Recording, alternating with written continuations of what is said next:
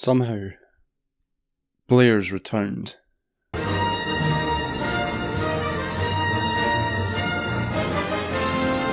He's risen out of his tar pit like a less sexually appealing Count Dracula to bestow upon us the wisdom of his master, or more accurately, his sponsors. See, many political commentators in the UK have been fawning over another rare intervention from Tony Blair. For many of the sharpest minds in British journalism, Blair's new essay and manifesto is an extraordinary intervention, which everyone should be paying very, very close attention to. It's an important, intellectually challenging political intervention that we should all be taking very seriously.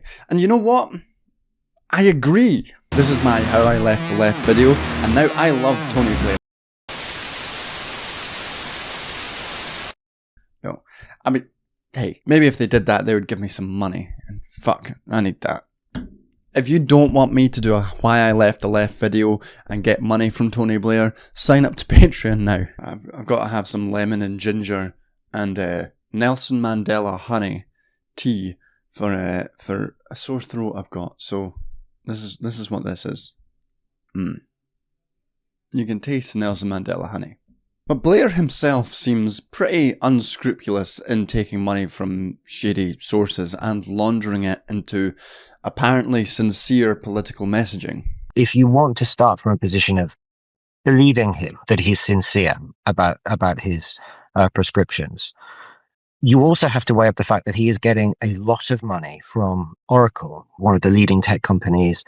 It is heavily invested in this world, in this the necessity to have massive amounts of energy to power AI. You have to think Tony Blair is getting all of this money from Larry Ellison, one of the world's richest men, a really right-wing Republican oligarch, tech oligarch, who supports much of this. That doesn't mean Tony Blair doesn't believe in it himself, but I think you have to analyse that. You know, for example, this very serious intervention from Blair is apparently deeply concerned with AI. One of the standout ideas from the piece is that the UK should abandon net zero to make room for a growth of the AI industry. And some of the things we're spending money on, I think we've got to change.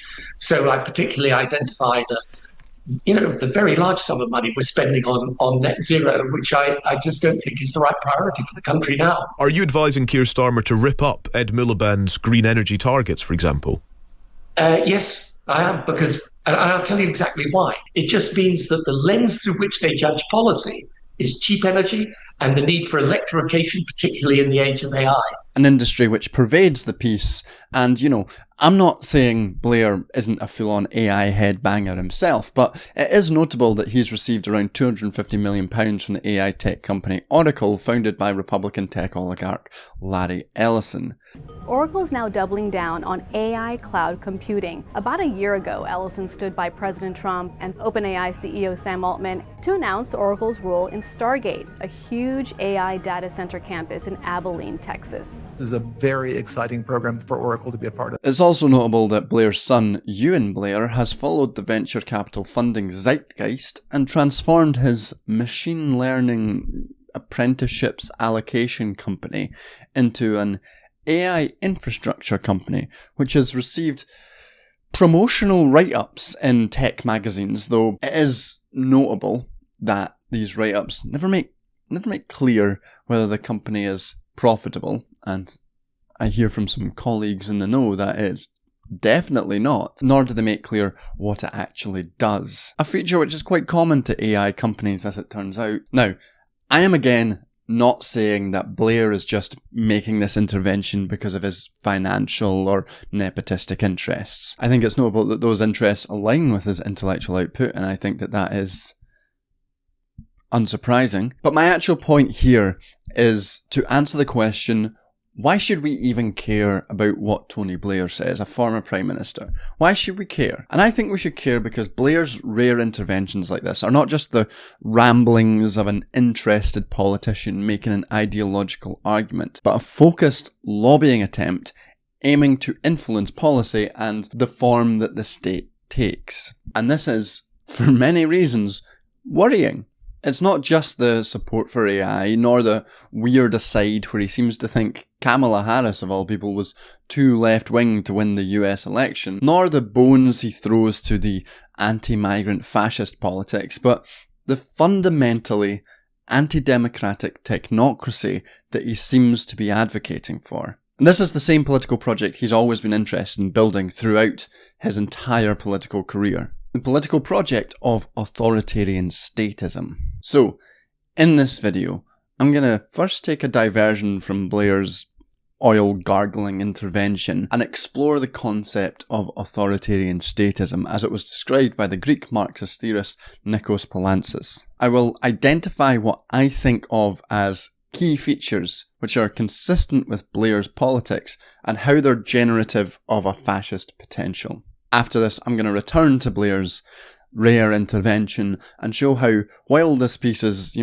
totally internally inconsistent as an argument, the thinly sprinkled ideas that he describes are just consistent with Poulantzas' now almost 50-year-old critique. Which is to say, Blair's just doing a thing Poulantzas said was bad. Poulantzas was like, this is bad, and Blair's like, I'm going to do this. I suspect he never read Poulantzas. Although you never know, politicians often do end up reading like left-wing theory for various reasons. So he might have read it and then thought, you know what, this sounds grand. Finally though, I'm going to return to AI and Blair's opposition to even piecemeal commitments to dealing with the climate crisis and what this tells us about how he sees the end point of his political project. The project he's using a lot of money to lobby for and sending none of it to me. Give me money. For ghouls like Blair, AI isn't just a tech solution to growth, but the logical endpoint of a decades-long process of removing democratic oversight over the levers of state and economic power. Radical centrism, or policy before politics as Blair describes it, is about evacuating the political sphere of struggle, power and politics and creating a system of pure technocracy, a system which is ready-made for fascist domination. Citizens will be on their best behavior because we're constantly recording and reporting everything that's going on.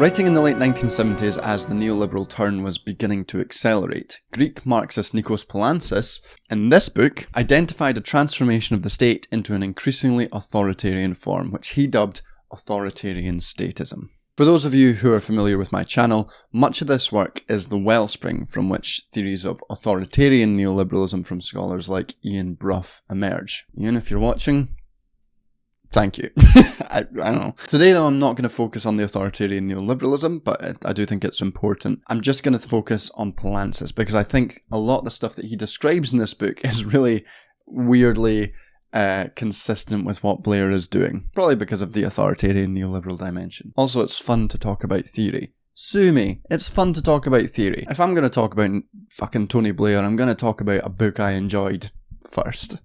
So firstly, according to Poulantzas, the state in the abstract is not just a thing separate from the class nature of society, but an expression of the social relations of production. It enters into these relations of production, organising and obscuring the divisions of labour upon which it rests by presenting itself and society as a whole as a collection of individuals whose interests are, effectively represented by the state. No more bosses versus workers. We are on the same side, the same team, and Britain United will win. For example, the state organises reserve armies of labour through its more disciplinary or less disciplinary ways of engaging with welfarism. It moves certain people into the workforce, moves certain people out of the workforce, and in so doing organises populations. Or alternatively, you could say the way that the state manages borders is a really good example of how it enters in the relations of production and reproduction and organises it along those lines. And in that case, it would be lines of racialization. This is the new slavery. That's what one worker told us when describing the government's temporary foreign worker program in the agricultural industry. These workers take jobs Canadians can't or won't do. Tens of thousands work on Canadian farms, often to feed their own families back home. But according to Poulantzas, the state inscribes in the skeletal structure the representation of the unity, national representative state, and organisation regulation, hierarchical and bureaucratic centralism of the constitutive fracturings of the people nation. This ideology of individualisation not only serves to mask and obscure class relations, the capitalist state never presents itself as a class state, but also plays an active part in the divisions and isolations and individualisation of the popular masses. Basically, the state presents itself as acting on behalf of the people, an abstract idea of the people, and not in service of the particular class relations of society. No more bosses versus workers. We are on the same side, the same team, and Britain United will win. And there is, therefore, within this, a degree of technocracy embedded within the very form of the state. Politics is presented not as class struggle, but as effective administration. And this is a tendency that you should keep in mind both when thinking about authoritarian statism and Tony Blair's bullshit. It's not about struggle, it's not about politics, it's about policy.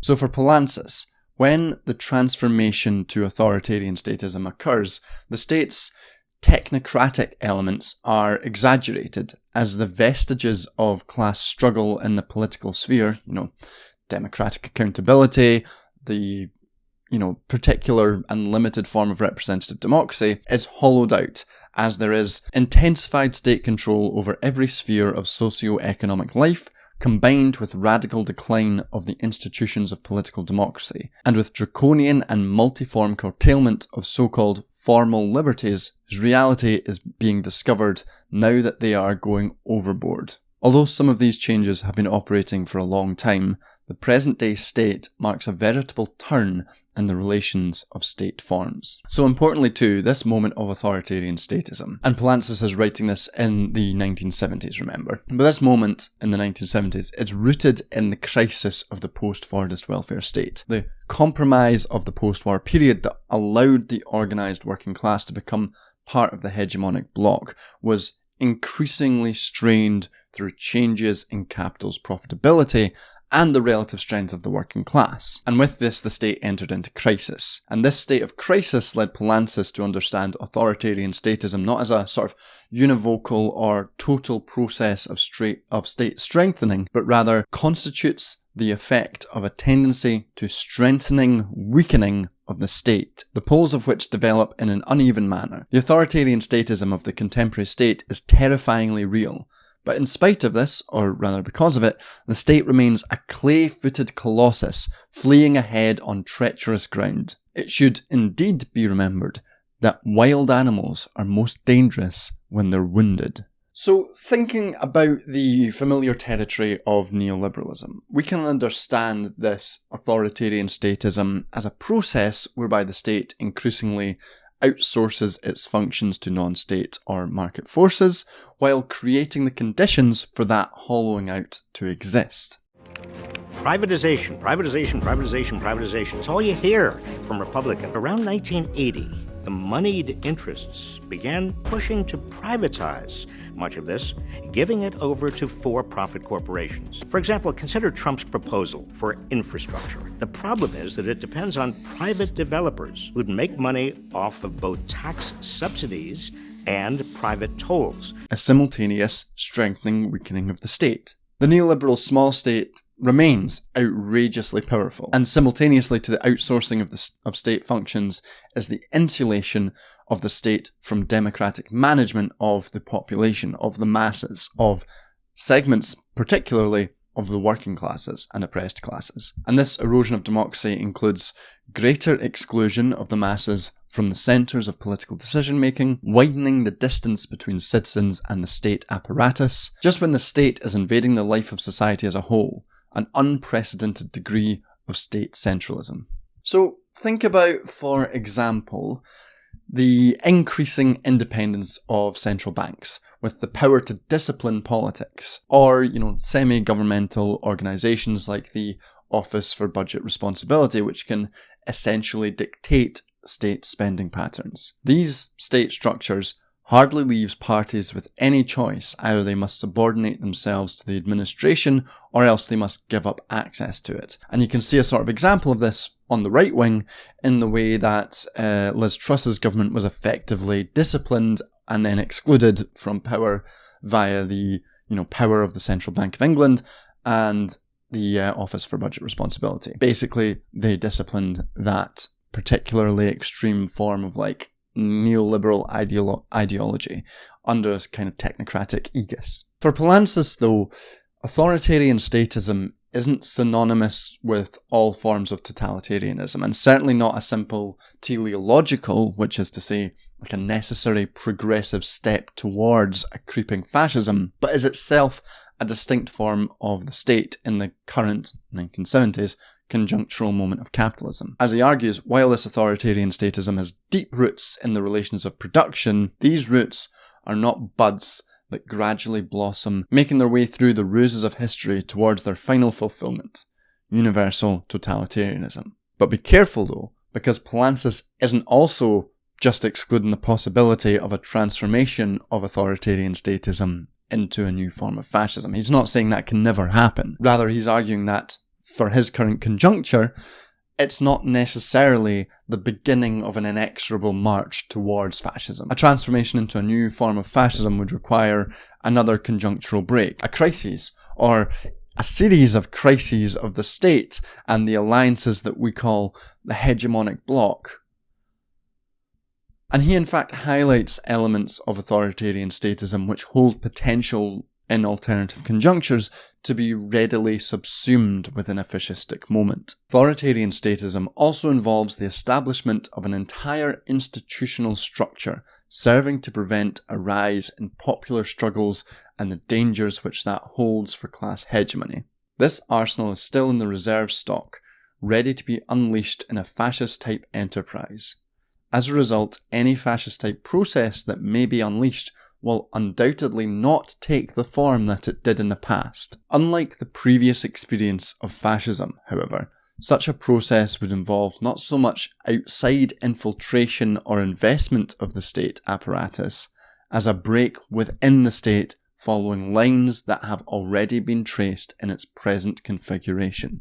And this is to say that a fascist break which may appear during a political crisis would emerge from the conditions of authoritarian statism and its pervasive attacks against the oppressed classes, whether that is national workers, migrant labour, or those on welfare. And again, we can see elements of contemporary neoliberalism, such as the more extreme repressive features of policing, particularly around protests, as features of authoritarian statism, which are productive of a emergent fascism through lines that have already been traced in its present configuration. So I guess we just have to be thankful that the neoliberal consensus hasn't been subject to sustained and repeated crises then. Yeah? So, with that established, let's return to our favourite oil-guzzling demon.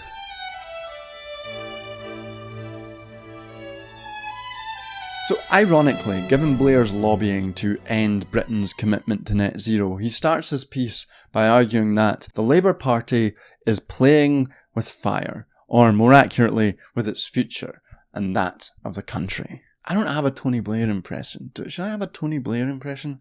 Sort of like, I remember him, he would be like, look, he'd do sort of that thing with his hand, he's like, look, and he'd smile like that, with this huge fucking demon maw. But given the apocalyptic tone set by the Count, what follows here is, for the most part, just empty waffling, and it takes a long time to finally get to what is probably the philosophical core of Blair's argument, that we should be governing from the radical centre, where you put policy first and politics last. Remember Poulantzas' argument that the role of the state is to obscure class relations and thereby present politics as a merely technical, administrative process. No more bosses versus workers. Blair is here just going, yeah, that's good. I like that. I like that thing. I like doing that. He claims that there are right answers that can be found outside of any political struggle. A technocratic management rather than a terrain of class warfare. Although, of course, even with this most clear articulation of his vision, Blair is completely internally inconsistent with what this actually means. So, for example, on the one hand, he argues that the public are against welfare spending and also want to end small boat crossings. Therefore, welfare rights should be further squeezed and small boats have to be stopped. So he's presenting these two things as being like legitimated by broad public support, presenting the state as, acting on behalf of the people nation. But it doesn't quite look particularly like putting policy before politics to me. It looks quite like putting a vulgar idea of politics as chasing public opinion right at the fore. But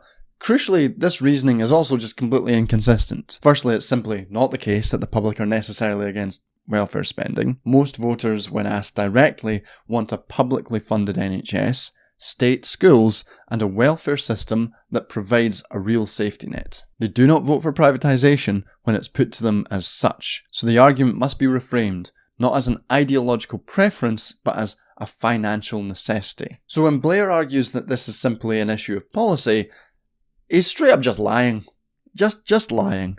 Secondly, why is it the case that public opinion is relied on for justifying welfare spending cuts and not for getting rid of the net zero pledge? Could it be that net zero is an immensely popular policy goal supported by the majority of the public, and also considering that 50% of reform voters are reportedly worried about the environment? Maybe. Public opinion here can't just be relied upon to justify the technocratic management of the state as an accurate reflection of the self-identified interests of the people nation. Instead, opposition to net zero is justified on entirely different grounds. Basically, to give space to AI and oil companies to ravage the country in the name of growth. So for the abandonment of net zero to be presented as a project in service to the nation as a whole, then the problem of political democratic consent has to be entirely sidestepped in favour of an argument for unleashing the force of the AI revolution on the country. A technocratic solution, policy,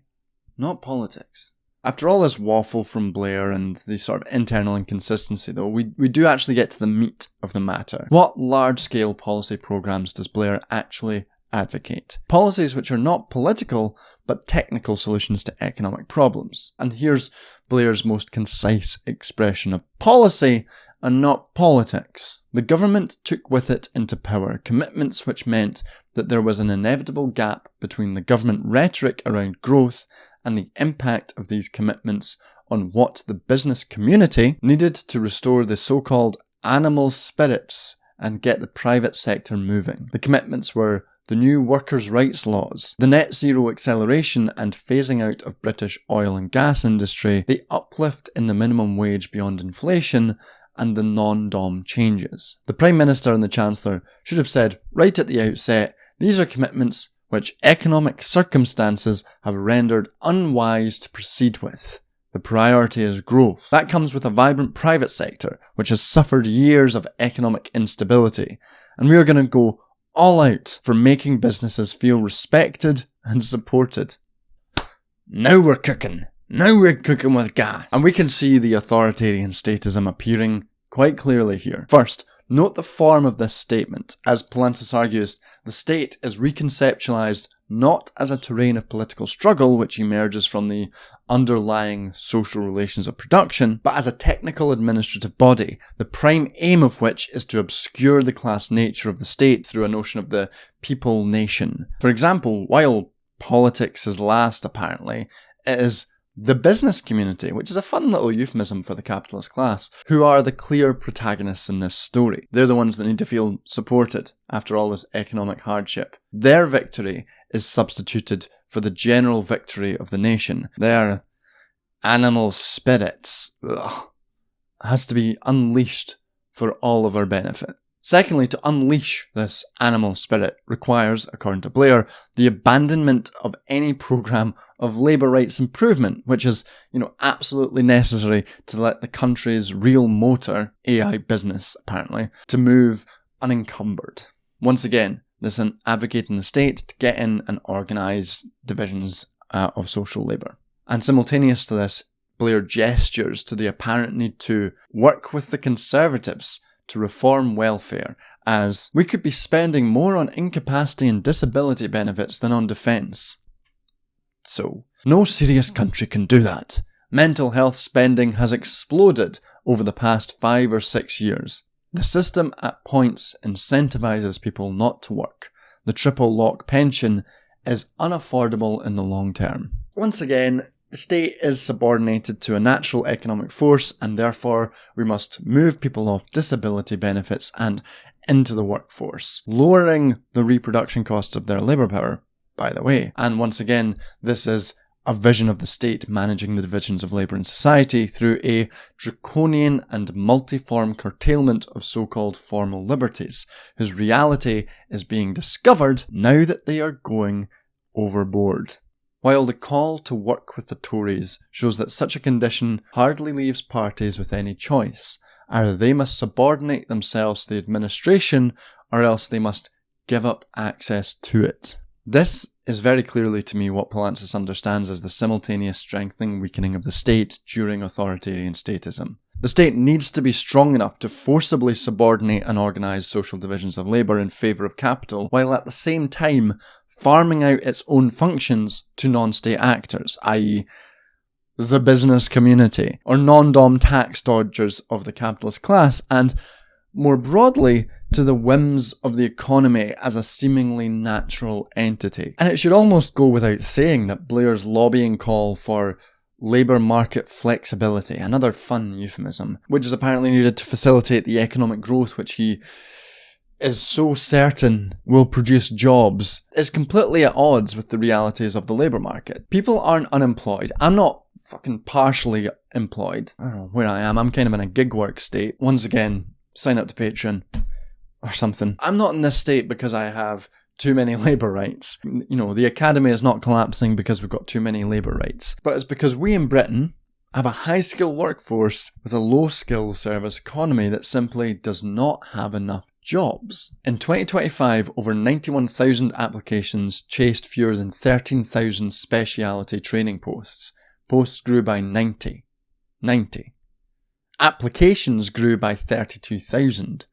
Qualified doctors in the UK cannot get the training posts they need to progress, and foundation year doctors completing their training fear unemployment. Medical school places increased by 1/3 between 2014 and 2024, while speciality training posts grew by less than 10% over the same period. The previous Conservative government expanded the pipeline without building the infrastructure to absorb it. And while that quote focuses mainly on doctors, this is just generally true of the economy as a whole. We are highly skilled, highly trained, but do not have the jobs to meet the skills. Business fucking communities will always say, oh, we need more skills in the workforce. That's just not true. They're lying. What they want is cheaper workers.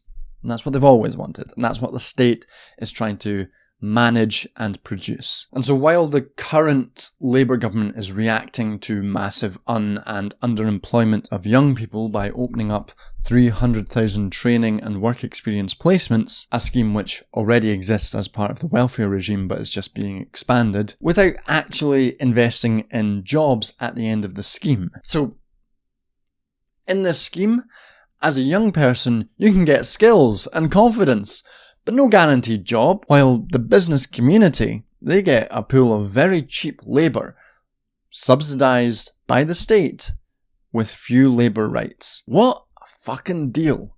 What a deal. Will that unleash the animal spirits of the business community? It's unleashing an animal spirit in me, I'll tell you that. But once again, this is an issue of class struggle, the organisation and division of social labour, but it's masquerading as a technical policy issue. And this is why wonks are evil. And one further dimension of Blair's lobbying for authoritarian statism can be seen in how he envisages changes to the structure of the state. Blair is sick of government departments being led by elected representatives. Imagine that, an elected representative managing a state department. Alongside this policy agenda would come a wholesale reconfiguration of government, Not civil service retraining, but a new cadre of workforce, with the specialist technical skills necessary to do systemic change. Departments effectively run by ministers, not exclusively from the ranks of Parliament, if they have the necessary experience and capability in change management, with special provisions for them to be accountable. Let's compare this to when Poulantzas says authoritarian statism is characterized by greater exclusion of the masses from the centres of political decision-making, widening the distance between citizens and the state apparatus, just when the state is invading the life of society as a whole, an unprecedented degree of state centralism. And let's be clear here. Blair is directly lobbying for the increased exclusion of the people of the state from the centres of political decision-making. And I'm not saying that elected ministers in a bourgeois electoral system are illustrative of a well-functioning democracy. But Blair is very clearly making a pitch to further insulate politics from the pervasive pressure of the masses. And of course, this is all completely consistent with neoliberal theory and its constant suspicion of the masses, the scary masses. This lobbying effort by Blair is not separate from the actual existing tendencies of the neoliberal state to become ever more authoritarian, but is an attempt to further entrench those tendencies at a period where the authoritarian conjuncture is ever more fascistic. Blair's kind of like an organic intellectual of the political sphere. He is transmitting the ideological core, the ideological common sense of the capitalist bourgeois class through this lobbying effort. And that ideological core is, it springs from the underlying divisions of labour, the class relations of society. But one final thing which I think is actually kind of fascinating about Blair's authoritarian statist project is his commitment to AI.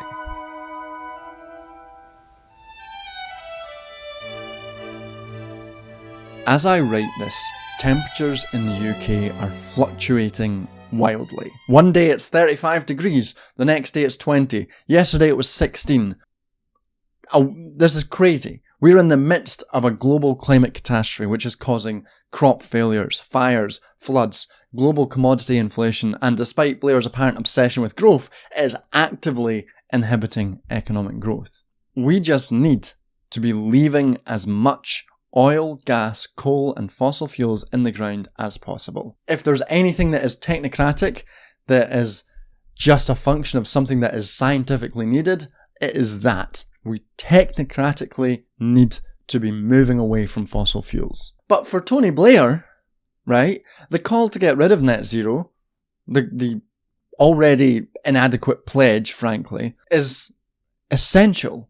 We need to get rid of it. It's essential to get rid of it, to unleash economic growth, which I think can be understood in two ways. Firstly, as a feature of the Tony Blair Institute being a lobbying group, and secondly, and maybe more interestingly, I think Blair envisages AI as the ultimate technocratic solution to the eviction of the masses from political life. As a lobbying effort, we've already noted that Blair received £250 million from Oracle and Larry Ellison, but he's also received, unsurprisingly, a substantial amount of funding from the Saudi government and advised on the expansion of new oil and gas drilling. It's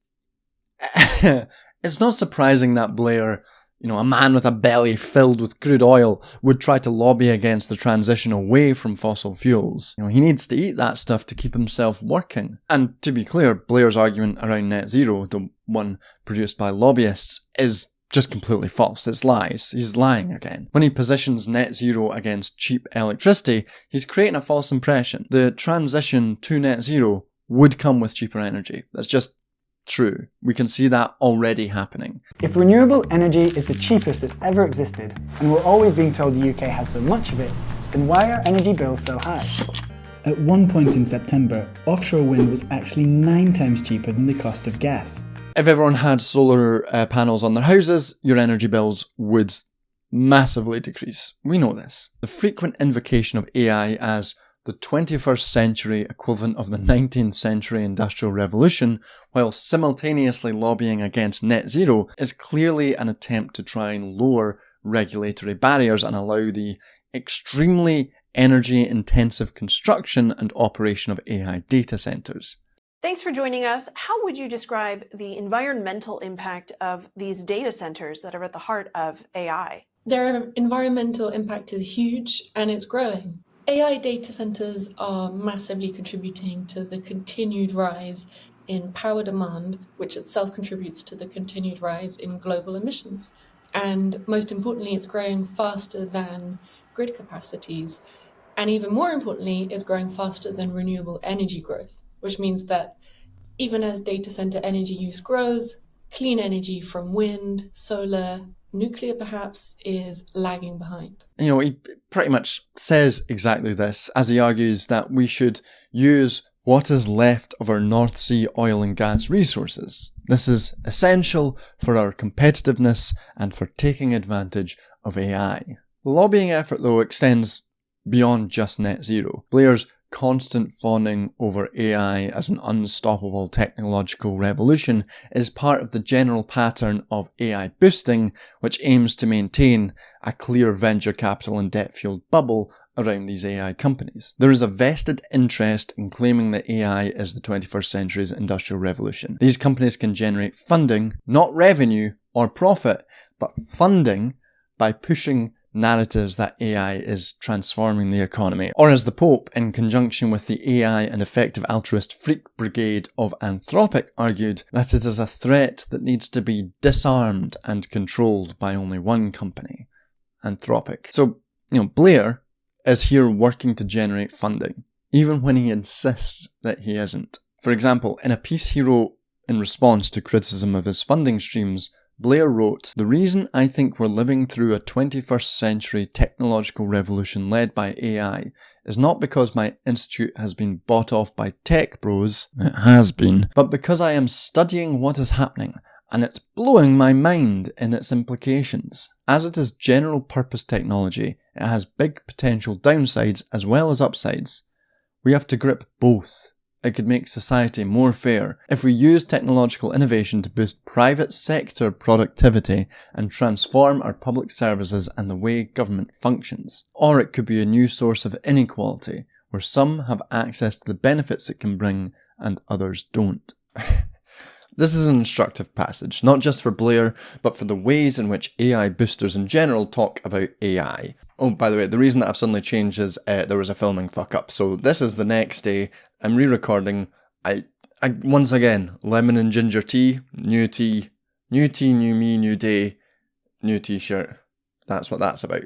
But AI boosters constantly insist on vague, mind-blowing advances in the technology. What are these advantages? Well, they're mind-blowing. I'll tell you that much. So when Blair says LLMs, which is what we're talking about here, the label AI is used to include the difference between different AI technologies which have a variety of uses, and the sort of more limited tools of LLM, which are the technology that make possible this debt-fueled locomotive which is headed directly for a canyon.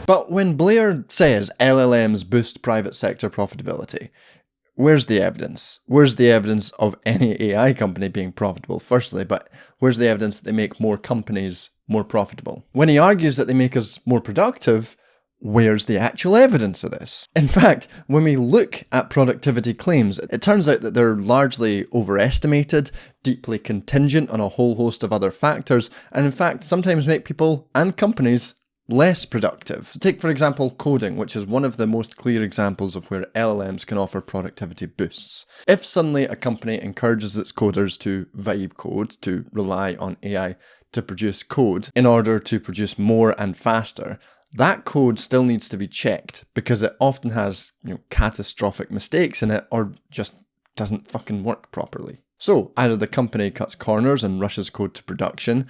Think about when Anthropic accidentally leaked a whole bunch of its code. The code that's rushed often goes wrong and the product either needs to be fixed or recalled. Or, and this is what I've heard is happening from several software engineers that I know, the work of the software engineer is transformed from writing code to checking and cleaning code, which is a different skill set, almost a de-skilling, which will result in an intensified workload and lower pay. Which, this is the general impact of automation in production as laid out in Marx. And I want to go into this more in a future video. But the point that I'm really trying to drive home here is that even in the ideal context for LLMs, which is coding, there is very little actual evidence that they are, or even can, drive an economy-wide transformation in work. I just saw today that with AI came a massive increase in the amount of apps produced, but that hasn't come with an associated increase in the amount of apps downloaded or used,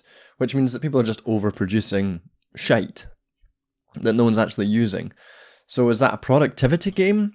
Maybe, but not in any way that is meaningful. And Blair's mind may be blown, and I don't doubt that for a fucking second. But that also doesn't mean he's not also a lobbyist looking to inflate his own wealth and the wealth of his sponsors in the context of a bubble. This even extends to the claims about job losses. There remains very little actual real-life evidence that LLMs can replace jobs on any kind of large scale. There's some evidence that some low-level contract positions are vulnerable to job reductions, but I think it's unclear whether this is the result of the actual power of the technology or of the sort of zeitgeist surrounding the technology. That is just managers making these decisions because they believe in the power of something that's not actually able to do what they think. They're caught up in this kind of corporate psychosis of this AI bubble. And, we saw early on a lot of companies tried to downsize, then immediately had to rehire people on lower pay and increased workloads because the technologies that they thought would transform the world couldn't do that. So no matter the sort of spatter pattern of Blair's brains, it seems to me that a large part of his AI promotion can quite simply be reduced to lobbying. But I actually do think there is more than just an LLM company paycheck causing Blair's mouth to water Sinner's style. It's not just productivity and growth that Blair sees, but like his pitch for greater exclusion of the masses from the centres of political decision-making, I think he sees AI as a way to totally exclude politics from the technical administration of the state. The ideal endpoint of radical centrism, policy, not politics, is the management of the social divisions of labour via a seemingly independent AI system. Pure technocracy, as an apparently unbiased LLM somehow creates the correct policy without any need for political struggle. And of course we all know that LLMs are far from politically unbiased. Just look at Grok's turn as Mecha Hitler. But the presentation of them as capable of the unbiased administration of the state on behalf of the people nation is, I think, clearly part of Blair's political life work to produce authoritarian statism. So when he says, most important of all, reorganising the whole of government around the harnessing of the 21st century technological revolution, all governments for the foreseeable future will govern in the age of AI. I think Blair is making a case for the farming out of more and more state functions from any human that can be held to account in any way and into the hands of some sort of mysteriously correct policy-forming LLM. The end point of authoritarian statism, LLM technocracy. We can pump out more and more policy than ever, just like they can pump out more apps. Just don't be surprised when AI hallucinates stats proving a flexible labour market with few rights or a punitive welfare state, investment in fossil fuels and the deregulation of planning are the objectively correct policies. Computer says capital's interests are the interests of the abstract people nation, so it must be true.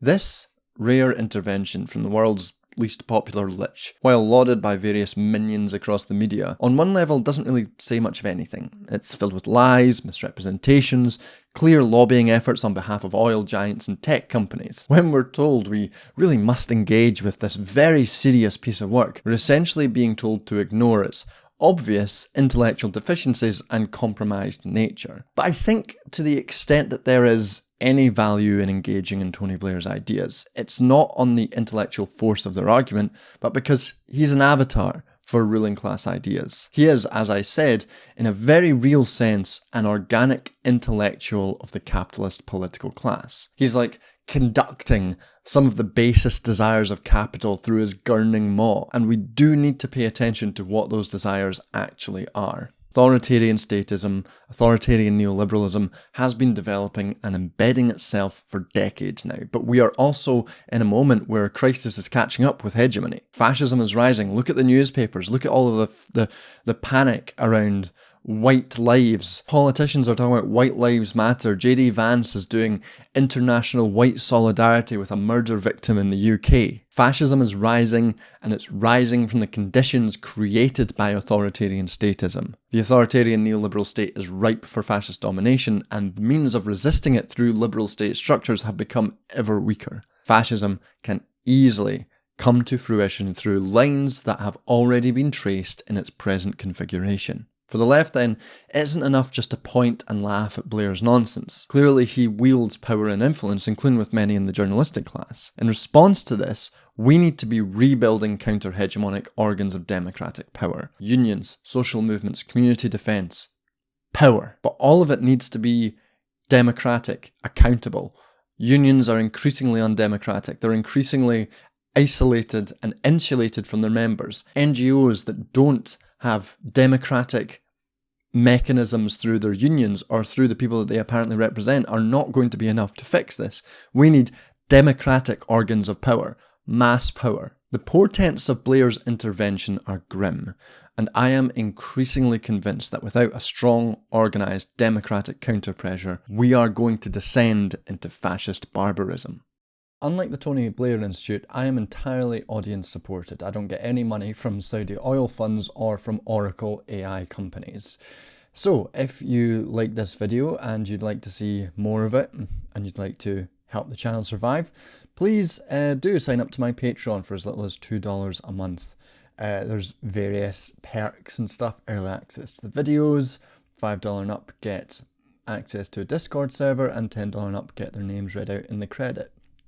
If you feel like you can't support right now but would also like to stop me from taking money from Saudi Arabian oil funds or from tech companies or from Larry Ellison, then you can always give a one-off donation via PayPal or Ko-fi. I couldn't do this without the audience support that I get, and I'm immensely thankful to everyone who does and who can support me. So thank you to all my wonderful patrons. I will now read out all of your names in the credits, just to say thank you. So we've got Demo Squid, Soval Hayes, Anita Anespi, Bonbon, Cameron Blakemore, Daniel Swing, Earl Grey T, LS Wren, FD Signifier, Hey Joe, Joshua Moldenhauer, Catherine Helm, Katie Marshall, Kim Crawley, Nina G Public Relations, S, Unoriginal Name, Violet, Aga Ghost, Aaron, Alex, Borland Rice, Kate Soiree, Christopher Poff, Daniel Hughes, Duncan Skinner, Esoteric Fictionalism, Eugene K, J Fraser Cartwright, Jack, Jacob Quinn Schenker, Joel, J.R. Barbera, Caspar Gunda Westberg Larson, Kieran Gore, Layum, Mason Colbert, Mark Gussie, Neil Zabelgard, Paul Singleton, Via Westphal, Piratical Woman, Rachel Ann, Rachel Mixon, Robin, Tamash Kispeter, TB Skyen, Tim, Tinfoil Pancakes, Tom Price, and Xander Corvus.